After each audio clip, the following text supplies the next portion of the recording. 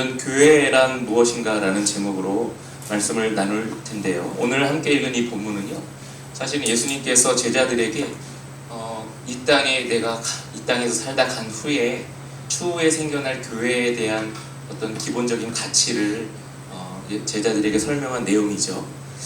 그래서 오늘은 이 말씀을 이제 우리가 잇대어서 현대 교회, 교회란 무엇인가라는 것을 같이 좀 이야기를 좀 해보겠습니다. 교회는 예수께서 부활 승천하신 후에 성령께서 제자들 가운데 임하여 모인 공동체를 말합니다. 쉽게 표현하면 이게 교회예요. 교회는 예수께서 부활 승천하신 후에 성령께서 제자들 가운데 임하여 모인 공동체를 말합니다. 그래서 교회는 모임을 교회라고 이야기해요. 그런데 그 모임 안에는 성령이 계셔야 하고, 그리고 교회의 그 모임 안에 이제 여러 가지 또 예수께서 명령하신 그 명령에 순종하는 그런 일들이 있어야 하는 거죠. 초기의 교회 모델은 사도행전에 잘 나와 있습니다. 사도행전 2장부터 이제 교회에 대한 이야기들이 쭉 나오죠. 많은 사람들이 교회에 위기가 찾아올 때마다 사도행전에 나오는 교회 모델로 다시 회복하자고 합니다. 그런데 사도행전에 나오는 이 교회 모델을 회복하면 여러분 되게 힘듭니다. 왜냐하면 사도행전에는 서로 매일같이 떡을 떼며 교제했다는 내용이 나오거든요. 매일같이 떡을 떼며 교제하는 이 일이 쉽지 않습니다. 우리 일주일에 한번 교회 나와서 예배드리고 교제하는 것도 쉽지 않은데 교회에 위기가 왔어요. 목사님 어떻게 할까요? 그럼 우리 사도행전으로 돌아가서 사도행전의 교회 모델을 따릅시다 라고 하면서, 자 그럼 이제 매일같이 떡을 떼며 나눕시다 라고 할 때 이게 과연 쉬운 일일까? 쉽지 않습니다. 결코 쉽지 않아요. 그리고 교회의 또 사도행전의 모델 가운데는 우리가 임팩트 있게 기억하는 또 내용이 있습니다. 자기의 소유를 교회에 들고 나와서 서로 공유하는 장면도 있습니다. 서로의 어려움에 대해서 해결하기 위해서 내 물건 네 물건 따로 없이 어려운 사람들에게 쉐어하고 나누는 장면이 또 교회 모델에 있어요. 이 모델도 또 따르려고 하면 또 쉽지 않습니다. 각자의 삶이 다르고 형편이 다르고 어려움이 또 다를 텐데 그걸 어떻게 교회 공동체에서 다 해결할 수 있을까?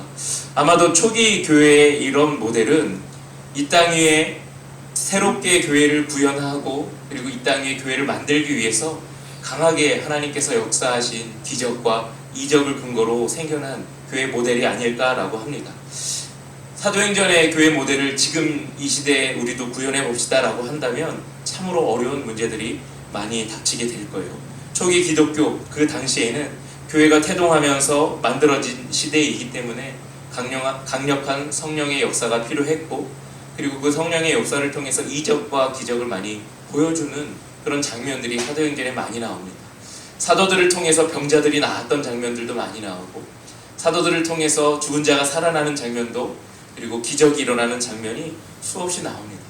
왜 성령께서는 이런 장면들을 당시에 사람들에게 보여주었을까? 생각해보면 성령을 통해 이런 이적을 보여주면서 이 사람들이 자연스럽게 기독교로, 교회 공동체 안으로 들어와 부흥하게 하기 위한 그런 역사의 밑바탕에 그런 사역이 있지 않았을까라고 하는 거죠. 현대교회에 다시 이 성령의 놀라운 이적과 역사가 나타나면 현대교회도 당시 사도행전의 교회의 모습처럼 부흥할 수 있을까요? 여러분은 어떻게 생각하시나요? 현대교회에도 다시 성령의 놀라운 이적과 역사가, 여러분 삶 가운데, 여러분 신앙 가운데, 믿음 가운데 성령의 역사가 충만함이 자리하게 되고, 그리고 성령의 역사가 나타나면 초대교회, 사도행전에 나와 있는 그 교회 모델처럼 다시 그때처럼 교회가 부흥할까? 저는 모를 일이라고 생각합니다. 어쩌면 교회가 가지고 있는 기본적인 본질을 바탕으로 이 시대에는 이 시대에 맞는 새로운 교회 모델이 필요한 거 아닌가라는 생각을 하게 되죠. 물론 교회를 운행하시고 교회의 중심이 되시는 분이 성령이신 것을 우리는 부인할 수 없습니다. 성령께서 교회의 중심이 되시는 거죠. 그래서 제가 이런 부분에 대한 고민이 있어요. 교회가 다시 회복돼야 되는데, 교회가 다시 살아나야 되는데, 그러면 성경에 초대교회의 모습이 있으니까 우리 초대교회로 돌아갑시다 라고 하면 아무도 반응 안 할 겁니다. 목사님 그렇게 너무 힘듭니다. 그렇게 할 수 없어요 라고 분명히 얘기하실 거예요. 그래서 고민이 있죠. 그러면 현대교회의 어떻게 이 교회의 회복을 위해서 우리가 함께 나눔을 하고 그리고 교회 회복을 고민해 볼 수 있을까라고 하는 거죠. 그래서 제가 오늘부터 그럼 교회란 무엇인가? 라고 하는 이 질문을 저와 여러분에게 던지는 겁니다. 교회란 무엇일까요? 이 땅 위에 우리가 신앙생활을 하고 매주 한 번씩 매주 나와서 드리는 이 예배의 중심이 되는 교회란 과연 무엇일까? 이 질문을 던져놓고 교회에 대해서 차근차근 우리 한번 고민하면서 배워볼까 합니다.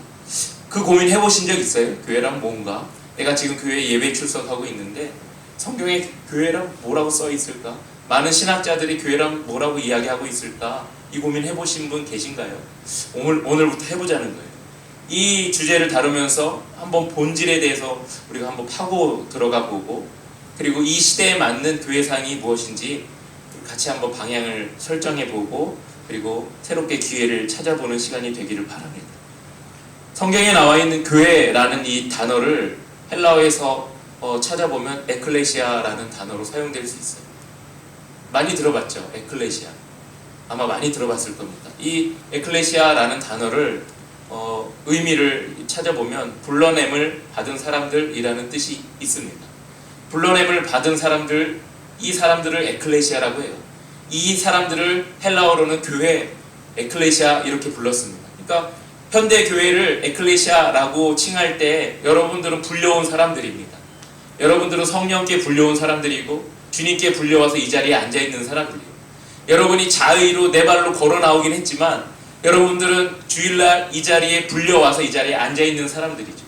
여러분들이 의도하든 의도하지 않았든 지금 불려와서 앉아서 예배드리고 그리고 예배드리다 은혜를 받기도 하고 예배드리다 성령의 체험도 하는 겁니다. 그러니까 에클레시아라고 할 때는 불려온 자들을 지칭하는 거예요. 세상에 살다가 세상 속에서 불려와서 이 자리에 앉아있는 사람들을 에클레시아라고 하죠.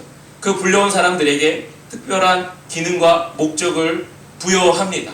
에클레시아라고 할 때 그 에클레시아 속에 교회 공동체 사람들을 다 불러서 이 자리에 앉혀놓고 그 사람들에게 특별한 기능과 목적을 부여한 거죠. 그 모임을 교회라고 이야기합니다. 또 다른 의미에서 에클레시아는 집회라고도 이야기합니다. 집회.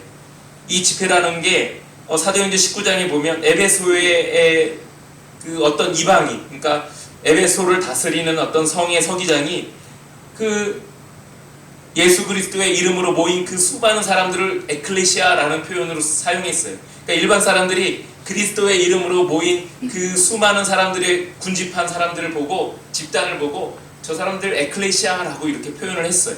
그러니까 모임을 에클레시아라고 사람들이 이야기합니다. 이것을 이제 우리가 영적인 의미로 교회 공동체 안에서 예수 그리스도의 이름으로 모인 사람들을 에클레시아라고 우리가 칭할 수 있겠구나라는 것을 우리가 이제 알 수 있다는 거죠. 그러니까 여러분들은 세상 속에서 살고 있다가 주일날 불림을 받아서 불러냄을 받아서 이 자리에 앉아 있는 사람들, 그리고 이 자리에 앉아서 모임을 갖고 있는 이 운집한 사람들, 이 공동체를 이제 교회라고 할 수 있는 겁니다. 그러면 이제 단어적인 교회를 우리가 좀 이해할 수 있겠죠. 이게 헬라어에서 나온 단어적인 의미고요. 또 이 교회라는 단어를 영어로는 처치라고 이야기합니다. 그런데 이 처치라는 단어의 그 유래를 살펴보면 헬라어 퀴리오스에서 따왔어요. 퀴리오스에서 따온 단어가 처치라는 단어입니다. 근데 이 퀴리오스는 주인이라는 뜻을 갖고 있거든요. 그래서 로마에서 썼던 말 중에 카이저나 시저라는 이 말의 유래도 퀴리오스에서 따온 말이에요. 그러니까 교회라는 이 영어 단어는 주인이라는 단어에서 따왔다라고 보면 됩니다. 그러니까 교회 공동체 안에는 그 주인을 보기 위해서, 주인을 예배하기 위해서, 주인에 순종하기 위해서 모인 운집한 사람들을 그 모임을 교회라고도 영어는 또 그렇게 지칭할 수 있다는 거죠. 그래서 앞에 두 가지 의미를 결합해 보면 교회는 주님께 속하여 함께 모인 사람들, 주님께 속하여 불러냄을 받은 사람들을 교회라고 할 수 있어요. 그러니까 여러분들 다 교회죠. 그리고 우리가 교회에 모였잖아요. 그러니까 우리 모인 사람들은 다 주님께 불러냄을 받아서 이 자리에 모여서 예배하는 사람들을 교회라고 하는 거죠. 그 공동체를 교회라고 하는 겁니다. 그러면 이 건물은 뭔가요? 이 건물은 교회당이죠. 교회당. 우리가 모일 수 있게 공간적인 이 장소를 교회당이라고 이야기합니다. 다음으로 또 다른 의미의 교회를 좀 얘기해 보자면, 이건 신학자들이 많이 하는 얘기죠. 교회를 언급할 때에 지역교회라고 하기도 하고, 그리고 이 지역교회와 또 다른 개념으로 보편적 교회라고도 이야기합니다. 이 목사님 이제 말이 좀 어려워지는데요. 예, 근데 이게 제가 좀 쉽게 생각하면, 쉽게 표현하면 금방 이해할 수 있습니다. 지역교회는 우리 주변에서 볼 수 있는 교회를 다 지역교회라고 이야기합니다. 뭐 영어로 표현하면 그냥 로컬 교회라고도 이야기할 수 있죠. 지역교회. 우리 동대문 교회라고 지칭할 때 우리 교회는 지역교회입니다. 지역교회. 옆에 저기 위에 보면 숭인교회 보이죠? 거기도 그냥 지역교회입니다. 주변에 종탑을 만들고 십자가를 걸고, 그 다음에 사람들이 어딘가에 가서 앉아서 예배드리는 그 교회를 지역교회라고 이야기할 수 있어요. 그래서 지역교회를 예전에 표시하는 방법들이 있었어요. 종탑을 만들고 십자가를 걸고, 밤에는 십자가에 빨간불을 켜놓고, 그리고 사람들이 같이 모여서 이렇게 운집해서 예배드리는 그 공간, 그러니까 그 공간적인 개념을 지역교회라고 이야기해요. 그래서 우리는 동대문 교회라는 지역교회를 다니면서 교회를 섬기고 있는 거죠. 지역교회는 세상에 되게 많아요. 서울에도 많고, 우리 그 종로구에도 많고, 동대문교회도 많고, 되게 많습니다. 지역교회는 그런 개념입니다. 여러분들은 다 지역교회를 섬기고 있죠. 지역교회가 개교회의 개념이라면, 우리가 교회라고 하는 전체적인 차원에서 교회를 보편적 교회라고 이야기합니다. 뭔가요? 지역교회는 뭐고 보편적 교회? 제가 지역교회를 설명했고요. 세상 사람들이 이제 이렇게 표현할 수 있어요. 세상 사람들이 너 종교가 뭐야? 이렇게 물을 때 저 교회 다닙니다 라고 하면, 여러분들은 보편적 교회를 이야기한 겁니다. 저 교회 다니면서 신앙생활 합니다 라고 할 때 여러분들은 보편적 교회를 이야기한 거예요.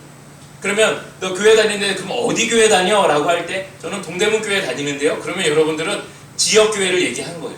그러니까 지역교회에 소속한 그 교회를 얘기한 거죠. 조금 더 다르게 표현하면, 세상 사람들이 교회를 비판할 때가 많잖아요. 최근에 이제 많이 교회가 비판을 받았는데, 교회 다니는 사람들 왜 그래? 라고 할 때 이 교회 다니는 사람들은 보편적 교회를 다니는 사람을 이야기하는 겁니다. 그러니까 동대문 교회 다니는 사람들 왜 그래? 이렇게 얘기하지 않잖아요. 숭인교회 다니는 사람들 왜 그래? 동묘교회 다니는 사람들 왜 그래? 이렇게 얘기하지 않잖아요. 사람들이 교회 다니는 사람들 비판할 때 교회 다니는 사람들 왜 그래? 이렇게 비판하죠. 그거는 어떤 대상을 지칭하냐면 보편적 교회를 지칭하는 거예요. 그러니까 교회라고 하는 큰 카테고리 안에서 교회 다니는 사람들 왜 그래? 라고 하는 거예요. 비판할 때. 그러니까 이 비판의 대상은 그냥 보편적 교회에 다니는 사람들을 통칭해서 비판하는 겁니다. 근데 사람들은 왜 동대문 교회 다니는 사람들 다 착한데 왜 나 교회 다닌다고 하니까 대뜸 교회 다니는 사람들 왜 그래? 이렇게 말할까요? 왜 그런 것 같아요? 이게 이제 혼선이 와서 그래요. 혼선이. 어떻게 혼선이 오냐면, 교회 다니는 사람들 왜 그래 할 때 분명히 그 사람들이 어디서 봤겠죠. 나 크리스찬인데 크리스찬들이 하는 어떤 부조리한 일, 부당한 일, 좀 세상 사람들보다 더 못된 짓을 봤겠죠. 크리스찬들의 그 모습을 보면서. 그러면서 그 사람들이 신원을 따지고 가면서 저 사람 동대문 교회야? 아니면 숭인교회야? 어디 교회야? 이렇게 따지지 않아요. 그냥 저 사람 크리스찬이구나, 교회 다니는 사람, 이렇게 이제 통칭이 되는 겁니다. 그러니까 우리가 지역교회를 섬기고 있음에도 불구하고 교회 다니지 않는 세상 사람들 입장에서 볼 때 모든 크리스찬들은 지역교회는 관심이 없고 그냥 보편적 교회를 보면서 그들을 크리스찬으로 인식하는 거예요. 기독교인으로 받아들이는 거예요. 그러니까 사실은 그들이 본 사람들은, 예를 들어서 우리 교회 착한 사람들이 있는 동대문 교회 사람 말고 어디 딴 교회 다니는데 혹여나 그 사람 중에 약간 마음이 선하지 못해서 행한 그 일들을 보고 그 사람이 교회라는 아주 보편성으로 이제 보기 시작하는 겁니다. 그래서 우리가 조심해야 할 이유가 바로 있어요. 우리가 밖에 나가서 나 크리스찬인데요, 나 교회 다니는데요 라고 이야기하지만, 사람들은 우리가 동대문 교회 다니는데요 라는 생각은 하지 않아요. 그냥 교회 다닌다라고 생각을 해요. 그러면서 우리가 혹여나 실수를 하거나 거짓말을 하거나 못된 짓을 또는 악한 일을 할 때에 저 동대문 교회 다니는 사람들 이렇게 하지 않아요. 저 교회 다니는 사람들 왜 저렇게 못됐냐? 이렇게 얘기하는 거예요. 지금 한국교회가 비판받는 게 이제 이런 영역입니다. 교회 다니는 사람들 해놓고서는 어디 교회 이렇게 하지 않아요. 근데 역으로 따지면 교회 다니는 사람들이, 크리스찬들이 선한 일을 되게 많이, 선교도 많이 하고 구제도 많이 하고 기부도 많이 해요. 그런데 그거 보면서 야, 교회 다니는 사람들 착하다 이렇게 얘기하지 않아요. 그리고 더 들어가서 그거는 동대문 교회 다니는 어떤 사람들이 했겠지라고 이상하게 우리의 선한 영향력에 대해서는 자꾸 축소를 해요. 그런데 우리의 안 좋은 모습에 대해서는 자꾸 부각을 해요. 그러면서 교회 다니는 사람들 해갖고 보편적인 교회에 대해서 싸잡아서 우리를 얘기를 하고 있죠. 그래서 사실은 우리가 밖에 나가서 저 교회 다니는데요 이렇게 얘기하면서 그 사람들하고는 다른 당신이 악한 일을 행할 때 봤던 그 사람하고 다른 교회 다닙니다 라고 해도 그래도 너는 교회 다니는 사람이야 이렇게 해버립니다. 그러니까 우리가 욕먹는 건 다 보편적 교회라는 것 때문에 욕을 먹는 거죠. 제가 지금 로컬 교회, 지역 교회, 그리고 보편적 교회를 지금 구분해서 설명을 했습니다. 이것이 교회예요. 이것이. 그러니까 세상 사람들은 우리가 로컬 교회, 지역 교회를 다님에도 불구하고 큰 틀에서 보편적 교회로 지역 교회 사람들을 바라보고 있는 거죠. 이거는 사실은 뗄래야 뗄 수 없는 관계입니다. 우리가 지역 교회를 다님에도 불구하고 세상 사람들의 인식은 그렇게 나올 수밖에 없어요. 그래서 우리가 전도할 때에 제일 먼저 다가가면서 저 예수 믿고 구원받았습니다. 당신도 제사함 받고 예수 믿고 구원받으세요 라고 할 때 저 교회 안 다닙니다 이렇게 얘기하지, 저 동대문 교회 안 다닐 거 이렇게 얘기하지 않아요. 그러니까 이게 혼선이 있다는 거죠. 그런데 뗄 수는 없습니다. 그런데 우리가 지역 교회를 다니면서 우리만이 하는 우리만의 고유한 사역들이 있어요. 예배, 그렇죠, 예배. 동대문 교회만의 독특한 예배가 있어요. 찬양을 많이 부르고 기도하고 하는 예배. 친교, 동대문 교회만의 친교가 있고, 복음을 전하는 방식도 우리 교회만의 방식이 있고, 세례도 성찬도 마찬가지죠. 이거는 지역 교회, 동대문 교회라고 하는 로컬 교회가 행하는 일들입니다.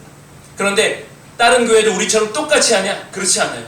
숭인교회는 숭인교회 나름대로의 예배와 친교와 그런 것들이 있겠죠. 그 교회 색깔입니다. 우리도 우리 교회만의 색깔이 있는 거죠. 이거는 기본적인 사역을 갖고 있는 우리 교회의 아주 독특한 독특성입니다. 이거는 지역교회만이 갖고 있는 색깔입니다. 그렇다면 보편적 교회는 또 어떤 개념이 있을까? 예수님 부활승천하신 후에 사도행전에 만들어진 교회 때부터 지금까지 내려오면서 교회라고 이름 붙여진 모든 공동체, 모든 사람들이 알고 있는 개념 속에 있는 교회들이 반드시 해야 할 일들이 있습니다. 반드시. 이건 2000년 넘게 또는 앞으로 예수님 오실 때까지 끊어지지 않고 포기하지 않고 지속해서 해야 할 일들이 있어요. 이거는 뭐냐면 사명, 복음 전하는 것. 이겁니다. 예수님의 이름을 부르고 예수님의 이름을 알리고 예수님의 이름을 가지고 구원받는, 이것은 그 어떤 로컬 교회, 그 어떤 교회들도 다 해야 하는 거예요. 그러니까 교회라는 보편적 교회라면 이것을 해 나가야 돼요. 그래서 그 교회 안에 예수 그리스도의 이름이 있어야 하고, 제가 그 전에 예수 그리스도의 이름에 대해서 설명드렸잖아요. 그리고 대속에 대해서도 설명드렸고, 이것이 보편적 교회는 어떤 교회든 다 행해야 하는 교회 일입니다. 사역입니다. 그런데 교회라는 이름을 달고 이걸 하지 않는다? 그러면은 보편적 교회 속에도 못 들어와요. 그러면 여기에서 이제 우리가 구분할 수 있는 것이 있죠. 이단들은 예수의 이름을 강조하지 않아요. 예수의 이름을 드러내지 않아요. 그냥 교주의 이름을 드러내죠. 그러면 이제 이건 아주 극명하게 구분할 수 있는 방식이에요. 뭐 이단인데 뭐 예를 들어서 신천지 교회라고 하는데 이름에 뒤에 교회가 붙었잖아요. 그러면 사람들이 저기도 교회인가 보다, 보편적 교회인가 보다 라고 하지만 사실은 신천지 안에는 예수의 이름이 있는 게 아니라 이만희의 이름이 있겠죠. 그러면 그 이름을 보고 그 보편적 교회가 갖고 있는 그 카테고리를 보고 구분할 수 있어야 돼요. 근데 저기도 교회라고 하니까 다 같은 교회인가 보다 라고 한다면 이 구분조차 못하는 거죠. 이게 이제 보편적 교회와 이단과 구분하는 아주 쉬운 방법입니다. 제가 지금 교회에 대한 카테고리를 설명했습니다. 교회에 대한 교리를 설명하기 위해서 또 성경에는 여러 가지 표현 방식이 있어요. 성경에는 교회를 그리스도의 몸이라고 합니다. 그리스도의 몸. 많이 들어봤죠? 그리스도의 몸. 로마서 12장과 에베소서 4장에 그렇게 많이 표현해요. 왜 성경에는 교회를 그리스도의 몸이라고 할까요? 성경의 교회를 그리스도의 몸이라고 할 때 그 몸의 지체를 성도들이라고 표현합니다. 성도들. 그리고 예수는 그리스도의 머리라고 이야기합니다. 이 표현의 특징은 뭐냐면 예수님과 우리가 유기적으로 연결되어 있다는 표현이에요. 그러니까 제가 지난번에 예수 그리스도에 대해서 설명할 때 내가 입으로 예수 그리스도라는 이 고백을 한 번도 입 밖으로 내서 고백하지 않으면 이 유기적인 관계가 끊어지는 거죠. 내 머리는 예수 그리스도인데 예수 그리스도를 머리를 삼고 나는 그 지체로 살아가는데 그 지체가 머리의 명령을 받지 않아요. 그 지체가 머리와 유기적으로 연결되어 있지 않아요. 예수 그리스도라는 이름과 무관하게 살아가요. 그러면 끊어진 지체죠. 그러니까 팔이 떨어지고 다리가 떨어지고 지체가 다 분리된 지체로 살아가는 거죠. 그러면 이제 교회가 아니죠. 그 지체가 아니죠. 그래서 교회의 머리 대신 예수 그리스도, 그리고 우리는 그 교회의 지체라고 이야기하는 겁니다. 또 교회를 성전 혹은 건물로도 비유합니다. 고린도전서 3장 10절에 보면 교회를 건축자에 비유하면서 에베소서에서도 그렇게 얘기하죠. 터 위에 세워진 교회 이렇게 이야기합니다. 그래서 교회를 성전 혹은 건물에 비교합니다. 이거는 이제 외형적으로 성도들 한 명 한 명이 다 그 건축자의 요소로 성경은 그렇게 표현을 하는 겁니다. 또 에베소서 5장에 보면 교회와 우리와의 관계, 예수와 우리와의 관계를 신랑과 신부의 관계로 이야기합니다. 이거는 어떤 표현일까요? 신랑과 신부의 관계가 어떤 관계인가요? 서로 언약의 관계 아닌가요? 결혼한 관계, 언약의 관계. 서로 언약을 기반으로, 혈연도 아니잖아요. 언약을 기반으로 맺어진 관계가 신랑과 신부의 관계죠. 그래서 우리는 이 언약을 믿을 때 이걸 믿음이라고 이야기합니다. 제가 좀 어려운 말을 했어요. 이제는 좀 정리를 해볼게요. 이 모든 개념을 종합하면 교회는 영적이고 눈에 보이지 않습니다. 이게 뭔가요? 보편적 교회죠. 그런데 교회는 보이지 않지만 영적으로 실존하는 존재입니다. 그게 교회예요. 동시에 교회는 눈에 보이고 외부에서 바라볼 수 있습니다. 이건 지역적 교회를 이야기하는 거죠. 실존하는 교회를 이야기하는 겁니다. 그래서 보이지 않지만 보이는 곳에 존재하는 것을 우리는 교회라고 이야기합니다. 우리는 신앙생활을 하죠. 로컬 교회에서 신앙생활을 하면서 우리는 영원히 신앙생활을 해 나갑니다. 그 보이지 않지만 보이는 그 공동체에서 신앙생활을 하는 거죠. 이게 이제 교회죠. 눈에 보이는 지역교회들, 그리고 눈에 보이지 않는 보편적 교회의 융합이 교회라고 이야기할 수 있습니다. 위의 내용을 좀 정리해보면 영적으로 보이지 않는 유일한 교회의 일원이 되지 않고는 그리스도인이 될 수 없어요. 이해되시나요?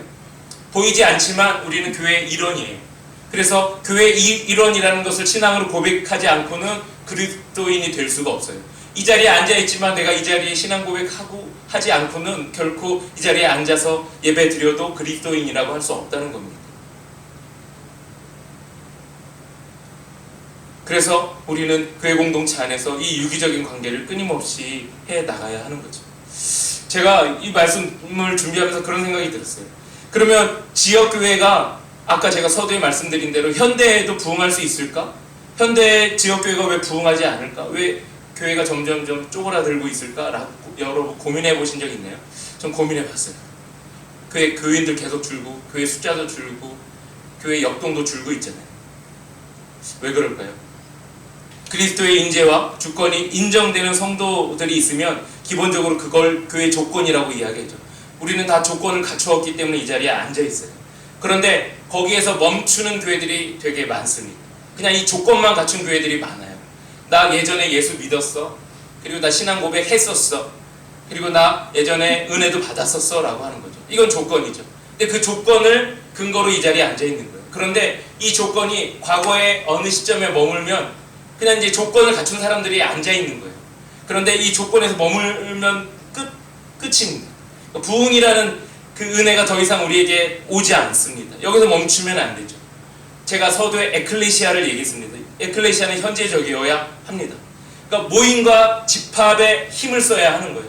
모이기에 힘쓰고, 성경에 보면 모이기에 힘쓰고, 그리고 모이기에 애를 써야 하는 거죠.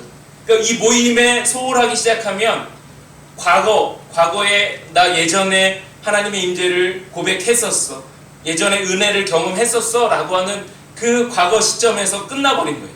근데 현재 시점으로 에클레시아가 구현되지 않으면 역동이 발생하지 않아요. 모이기 위해 애쓰지 않으면 모임이 성립이 안 돼요. 모이기 위해 노력하지 않으면 역동이 발생하지 않아요. 모인다는 건 뭔가요? 내가 그 시간을 할애해야 하고, 그 시간에 내가 그 자리에 가야 돼요.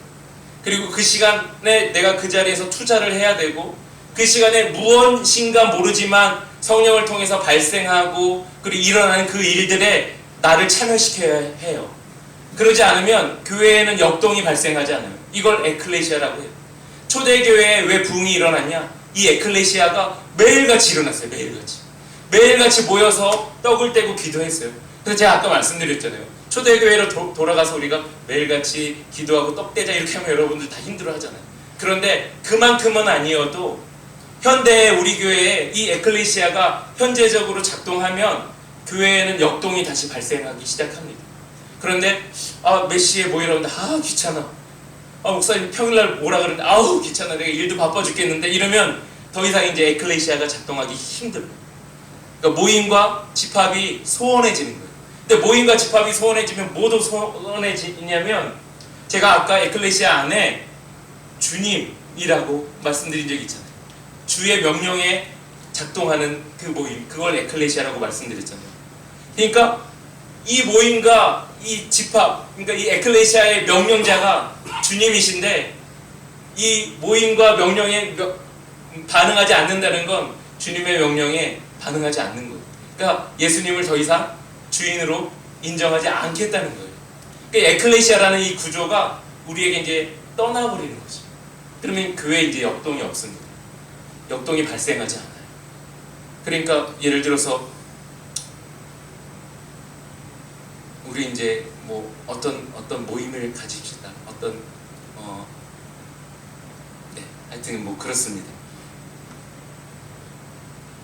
그래서 여러분 한번 돌아보시기 바랍니다.